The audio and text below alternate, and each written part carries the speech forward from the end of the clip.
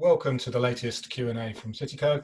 Today we're talking about retail, and particularly we're talking about best practice and the experiences of those who've been open, either over the last week or over the last 10 weeks, and what we can learn from them and what retailers who are about to open can learn from them. We're pleased to have Hales from Costa and Maggie Neville from Boots joining us. Maggie, as you probably can see, is in. So nod your head a little bit, Maggie, so we can see the PPE that you're in, having come straight off the shop floor, and can talk through that. And of course, we've got Phil Schultz, who is the manager of the bid for retailers in the city. Phil, do you want to take over? Hi, good afternoon, everybody.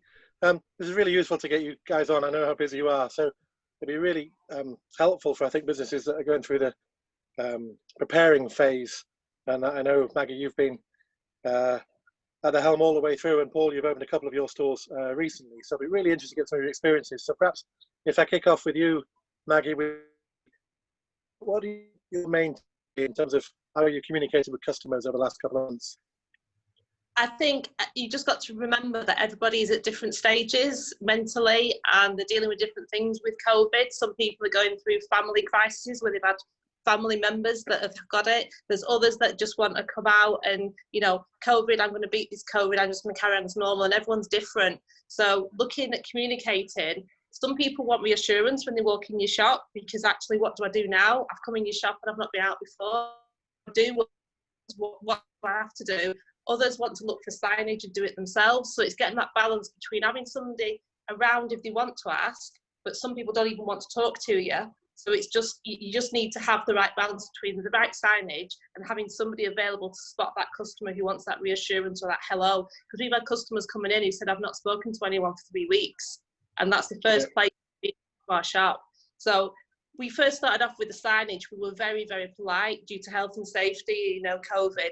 And now we're really clear with the direction. You know, there are no testers. Please don't touch. You know, really clear direction. Stand here. Stay 2 meters apart. Not due to COVID and all this reason. It's just been really clear with the signage, because that's what customers are looking for. And we've tried to minimise the interaction. So we're not asking people to go and ask a member of staff for help, because that's you're enforcing an interaction then between people.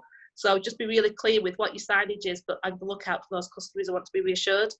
Is the top tips, but be really clear. The signage for everything, but it's what does your customer journey look like in your store? Okay, that's brilliant. And Paul, I know you've opened a drive-through and a different sort of delivery model in town. How have you found it? Because that's been in the last few weeks, as opposed to all the way through. We have, yeah. So the first 2 stores in the country opened in Manchester, one as a drive-through and one for Uber Eats, which is about to become takeaway. And for us, I think the interesting thing is that because we were first in the country to open, people weren't sure how to use our stores and the different processes that we had in place, which of course differed significantly from supermarkets. And to Maggie's point, I think the simplicity of the messaging is really, really important. And we've also got away from just calling it COVID processes. So we're very clear on the processes in store, and we've kept the messages very simple and then followed it right the way through, so that the branding from the moment you approach the store right the way through is very consistent and simple for the customers. So there's a few key messages, like everybody does, in terms of what we wanted to cascade. So one for us is that contactless businesses are one is our policy around groups, which differs from between supermarkets, of course, but for us, because of the size of our stores, we've had to be very clear that it's 1 person per household, with the exception of children. And then the third one is, of course, social distancing and a hand sanitizer station, which we've set up. So for us, the importance was the simplicity of the messaging, so that people could understand and interpret our processes from the moment that they approach the store. Excellent, thank you. And going back to you, Maggie, how have you found the customer shopping patterns have changed from traditional what Boots is one of the biggest flagships in the country? How have you found it over the last couple of months? People were just coming in for essentials, and essential to different, but they were just coming in, they know what they want, they're picking it up and they're going. They don't want to stay in your shop for a long time. And I'd say that people were coming out later. You know, between 11 and 6 is probably when we get the most customers. You know, we can be really quiet up to about 11 o'clock. I mean, that will change as the city opens up again. Well, people don't come around and browse. I mean, the weather's been nice. We are getting a bit more footfall down Market Street, but people are just coming in, buying what they want. And they're probably shopping less often, but buying more baskets, but they know what they want. They've got the list, just want to find it and go. No, that's been the modelling. Sorry, Vaughan. Sorry, all I was going to say is, have you got an impression of presumably the percentage of your customers who are residents of the city centre has gone way up because that's the majority of the people are around. But are there still people who are very obviously working in the city who are coming in as well? Not as much. A lot of it is people who are living in the city centre that are calling in. And I think the increase in footfall on Market Street's been since it's been relaxed a bit. We've got the construction workers coming in, so it is opening up a bit. But a lot of it is people who've been living in the city centre. Who probably have slightly different shopping requirements than people who are in for offices or whatever. Yeah, definitely. Yeah. So have you found the Saturday, which is traditionally so obviously a massive peak within the week, is less so then? It's just more daily trickle, as it were? Yeah, every day is very similar, very similar. I'd say last week, Friday, Saturday got slightly busier, but I don't know if that's because of the weather. The bank holiday, people were out more. But yeah, every day seems very, very similar. You can't predict. It doesn't feel like, oh, it's that Saturday. It's got a mad rush. We don't get that anymore. It's just a constant stream. And since we've been open 8 till 8, we are getting a constant stream. We've not really had queues outside the shop. We've not had to restrict people coming in, only really for prescriptions, because the area where the prescriptions is, it's quite concise. Once you get more than 10 people in that area, we've started queuing there. We've not really had queues outside as yet. Okay, brilliant. And then Paul, you've opened a really interesting time. So traditionally lots of events going on, Eid and so on. So you've had lots of shops. So how have you found it since you've opened in terms of staffing and customer peaks? Yeah, our peaks have been very, very different. So historically, the coffee industry would always see a huge spike in sales in the morning as people come to work, and obviously that doesn't exist quite the same now. So looking at our drive-through stores in particular, we've seen a huge surge in volume in our drive-through stores, which are drive-through only, which was really interesting. But for our takeaway stores, what we've noticed is that we don't see the same peak, and it's actually more elongated across the day. And we don't see the same tapering of our sales that we used to. So by 2 o'clock, we'd start to see a decline in sales, which we're definitely not seeing now. And now part of the reason that we don't see the peak is that there's only a certain number of customers we can now serve because of social distancing. We can't have the same number of people on shift in our store with 2 and 3 coffee machines. We can only generally operate one and one person on the till. So as a result of that, our volume is significantly down. So basically we're seeing a similar amount of sales throughout the day, but it is elongated as opposed to just in the morning as we normally witness. Okay, brilliant. That's really helpful. And Maggie, going back to you obviously didn't get a break. You just carried on going as one of the essential retailers, lifeblood of the nation. But your staff must have had many concerns as you went through into March to now. How did you deal with all of that, from equipment all the way through to staff feelings? It must have been quite a thing. Yeah, I think what you've got to do is listen to what your staff are telling you. They need to feel safe in your store. So it's what makes one person feel safe isn't always the same as another. So what makes people feel safe? And when we all went into lockdown, it was, what do we do now? So let's just look at how the coronavirus is spread. What do we need to do? The company Boots was very supportive, sending hand sanitizers, the PPE really quickly. The PPE, they felt claustrophobic. So it's just everybody's individual, and nothing's right, nothing's wrong. You've just got to make sure that your colleagues feel as safe as possible, because if your colleagues feel safe, your customers will feel safe in the shop.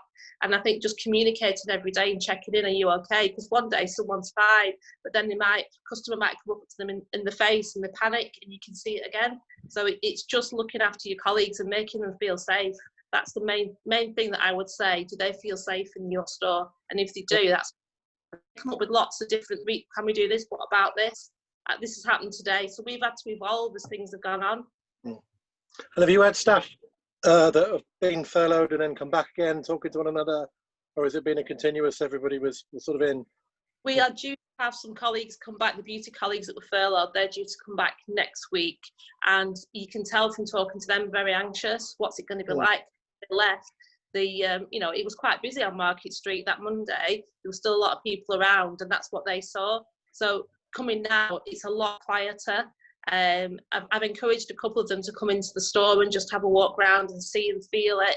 So they can see it's not full of customers, the footfall is not there like it was, and let's just work with you to make you feel safe. We're giving everyone a PPE, we've got e-learning, we've got briefings, health and safety, whatever that person needs to feel safe, we can talk them through it.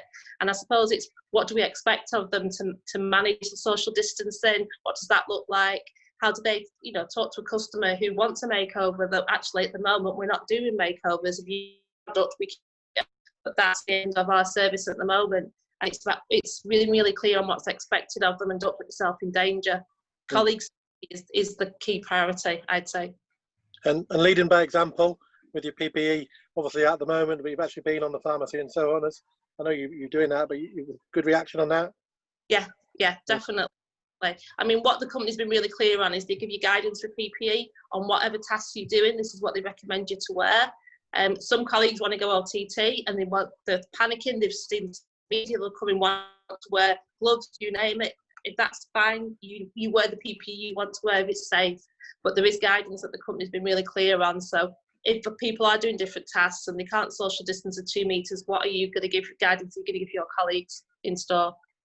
It's probably the best look at is what tasks are they doing and what PPE do they need. Yeah. Excellent. So Paul, you must have had this coming back from being closed for a while. Definitely, and I think because it was a month of complete closure and shutdown, many of our teams that were coming back were very, very anxious. One of the things that we have done as a business is keep our teams informed of the processes and keep them involved in the decision-making process of the new equipment we've introduced. Lay some of those fears. So we introduced masks, which originally were mandatory, and we're still providing masks, but they're no longer mandatory because some of our teams, as Maggie alluded to, weren't particularly comfortable with them. And then there were various processes that we put into place. So on our drive-through model, we have a very technical, excellent, which passes the drink right out to the customer in the car, and that's really helped many of our teams. In our takeaway stores, we've got a great screen that covers all the tills, the coffee machine, the cake counters, etc. So again, that helped our teams to not fear coming back to work. Other things that we introduced are things like the hand sanitizer station, and we also had a designated cleaning equipment that we assigned to each team member on shift, so that they could feel comfortable that they had their equipment. Most of it was named, so if they had a spray bottle, for example, it had their name on it, and it gave them confidence that we had equipment and processes in place. We've also reviewed the cleaning processes, so various touch points are cleaned after every use, and other areas are now cleaned every 30 minutes, which is much more frequent than what we had done before. And together, we found that all those processes together have helped people, and they've been able to come back to work. We have also made it very optional. So because we don't need as many people in the stores at the moment, it has been entirely optional as to whether people wanted to return, and we've continued to 100% as normal if they've chosen not to. But so far, the majority of people have opted to come back. I was going to ask about that because staff shifts must have been quite a thing to manage, because I know you're usually both on computerized systems. But for Maggie, to start with you, if you were to change shifts, do different things with people as they come back, I know your managers have been more closely involved. How have you worked with all of that? Before we go on to that, I've just realised, rather annoyingly, so apologies everybody, that my computer is going to restart in 45 seconds. Are we able to pause it and for me? And we're back. Thank you. I think we were just picking up there just around changing of staff. Quite a few things changed and gone through. So I think, Maggie, you were just about to pick up on the work you've had to do with that. Yeah, I mean, we have the early team and we have a late team, and we've not been having as many people working late because it's been quite quiet in the city centre. So we've had minimum staffing in the evening. We've just internally we've staggered the breaks, because obviously social distancing when people are having the lunches, the back shops, it's like, what does that look like in, for housekeeping, social distancing. We've just had to look at the shift patterns so that everybody's in at a time as well. So it's all staggered. Everyone's coming in at different, coming and going at different times. That's probably the main thing we've had to do, and work around people being off while they've got the symptoms of COVID. That's probably been the biggest challenge. Okay, brilliant. And Paul, you've done the same, people perhaps change but coming and finishing at the same time for security and things? Yeah, it's been quite different for us, and one of the issues we faced into, like Maggie alluded to a moment ago, is social distancing. So we've actually got just two trading patterns. One is 7 till 7 in drive-through, and all our other stores are trading 8 till 5, and that is to enable us to have a simple schedule as possible. So for the majority of the stores on 8 till 5, of course, they just have one set of team all day. And this is also partly due to the fact that the sales are now elongated through the day rather than tapering off at the end of the day. So we start off with the same number of people essentially and keep them on all day, as opposed to building over time. And what it's done for us is it's avoided us to have the 8 till 5 stores. We've not got any crossover of team.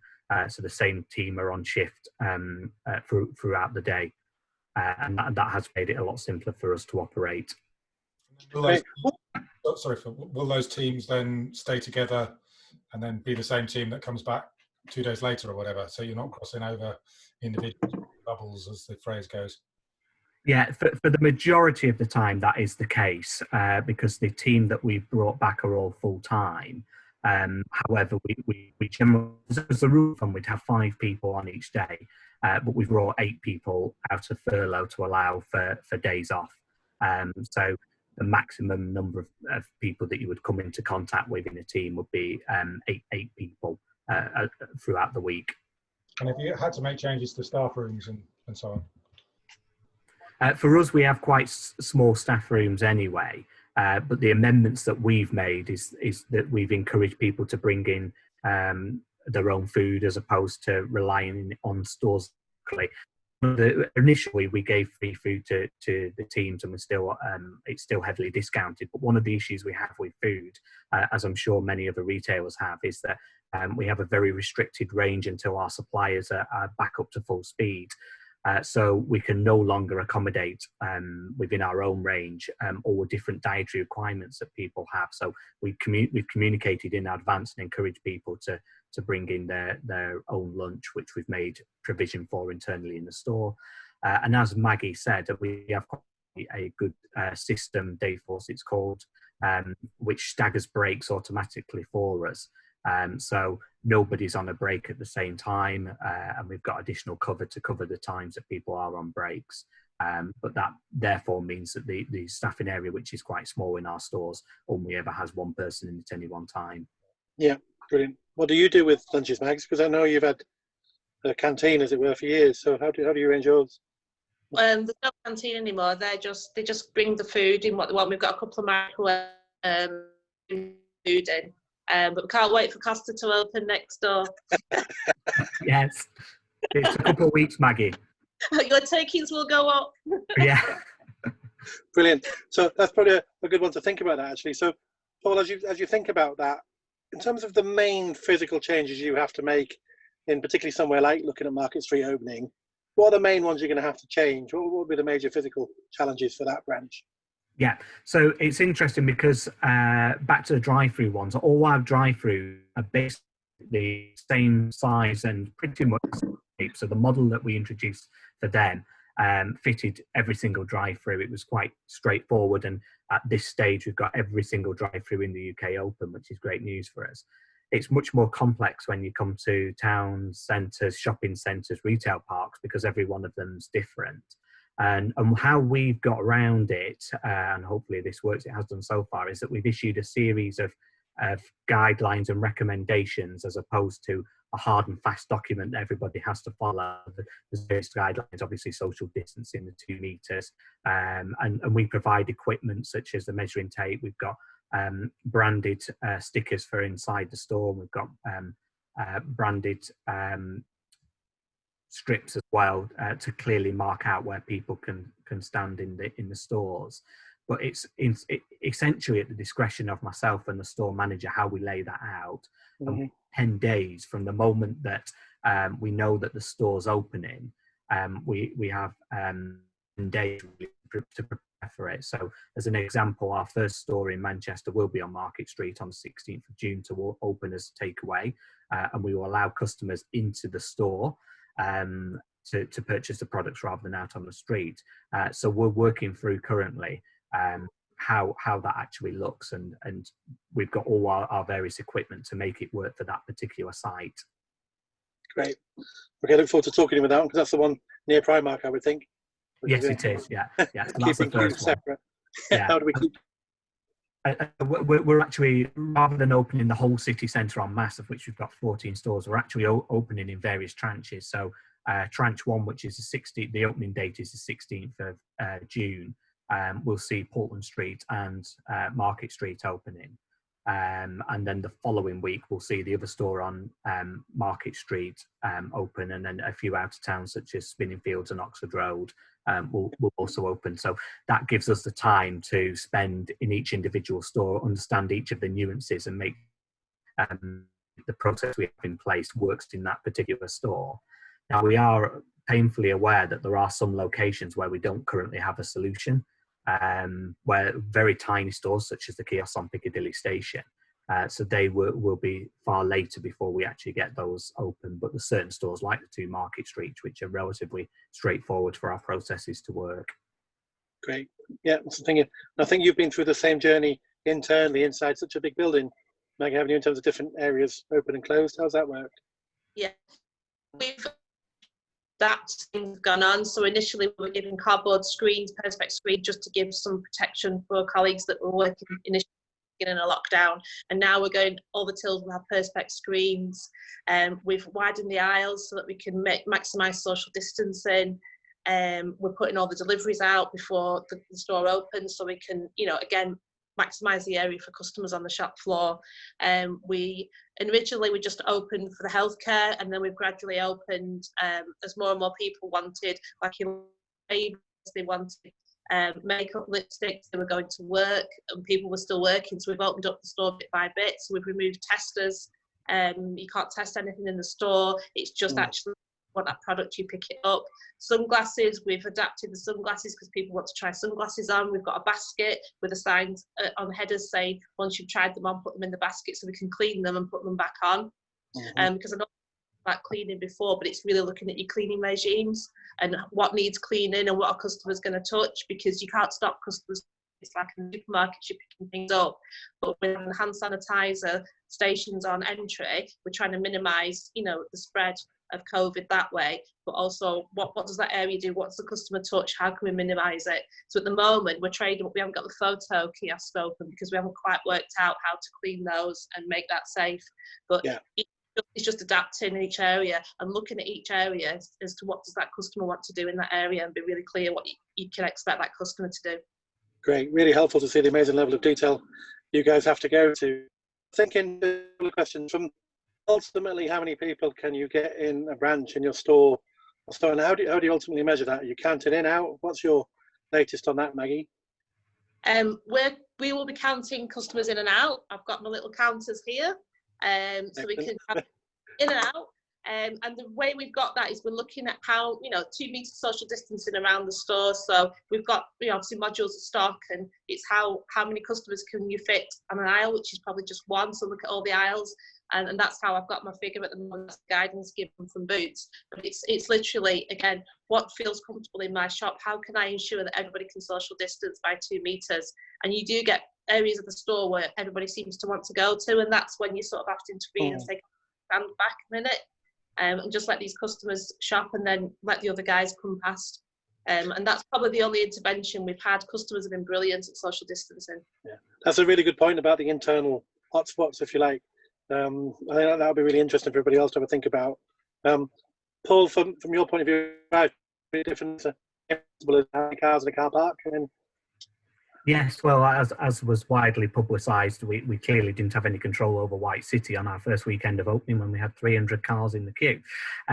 But it's slightly easier in some respects because we can control the number of people coming into our stores, and we've got the floor markings which clearly determine the number. So we once we've put the floor markings in place, we'll know exactly how many people we can accommodate, and it's clearly marked out where they can stand, which is a bit more advantageous to where retail is. We can also, we've removed a lot of furniture, or in the process of moving furniture, so that we can open up bigger opportunities. So in Market Street, we've managed to calculate that the queue in store is about 15 people before you actually reach the till point because of how it winds through the store. And then it's quite an obvious route back out as well, which we've clearly marked. So for us, it has been slightly easier, and then it will continue into the street as well, in terms of the number that we can get in at any one point in time. Great, fantastic. Thank you very much for all of that, guys. So if we were to close on, perhaps as two senior managers, area managers of two big businesses, what would be the things you'd say to your colleagues who are coming back in different retailers as your main top couple, 2 or 3 tips that you'd say to think about going forward? Maggie? I'd probably walk the customer journey and how clear is it to a customer of what I expect. Walk through your shop, you know, no matter how big your store is or how small it is, what is your customer style, and you can have social distance in your store comfortably. Do my colleagues and do my customers feel safe in the shop? I'd really look at the cleaning, because once you start thinking about the cleaning element, and it's not just for colleagues, it's for customers as well, how often you're going to clean in a certain area to minimise the risk of the coronavirus. And I suppose the PPE availability, given that specification to colleagues, this is what I'd advise you to wear. And this is what this task will look like. Just be really clear on what you expect of them, because that will help them feel more secure in their, you know, when they're coming back to work. Perfect. Paul? I think my biggest number one priority, I think we all have a duty to make sure that this happens, is friendliness. And this has differed significantly because of the panic around the spread of the virus. But I think we have to make sure that we are friendly and that we are still welcoming people into our stores, because we need to be mindful as well that a lot of people will be very anxious about coming back into retail. And if we are keep our customers safe, but also in a friendly way, that's really important. The other one that I think is important is something I alluded to before, which is the simplicity and frequency of messages to teams and customers. So I mentioned before that we've stayed in regular contact with all our teams so they understand the processes, but equally we've kept our processes really simple and consistent so that our customers understand it. Another one that I think is really important is acceptance that sales patterns will be very different and often significantly lower as a result of social distancing, determines the volume that you can effectively manage. Now, as retailers, we're all very conscious of driving sales as hard as we possibly can, but I've learned that there becomes a point where you reach a maximum number of sales that you can actually generate, because there's only so many people that you can fit for a customer through a drive-through lane, there's only so many people you can fit in store, and there's only so many team that you can have on duty. So I think it's really important that we are mindful that we are not going to be seeing the sales volumes that we've witnessed before, albeit we have some average transaction value. Great. Thanks very much, guys. I'm just going to hand you back to Vaughan to finish, I think. Thanks, guys. Thank you to both Paul, and hope your computer has regenerated itself, and to Maggie, and to Phil, of course, as always. For those watching, our next Q&A briefing is going to be on Wednesday the 3rd, which is going to be with TFGM. We're putting one in place for the nighttime economy as well. If you want all of the up-to-date information about what's opening in the city, and the advice for different sectors as we get it from government, local council and any other authorities involved, you can find it all on our website, cityco.com. There's a whole huge section there on reopening. Thank you again to everybody, and enjoy the rest of your day. Thanks. Cheers, everybody. Thank you.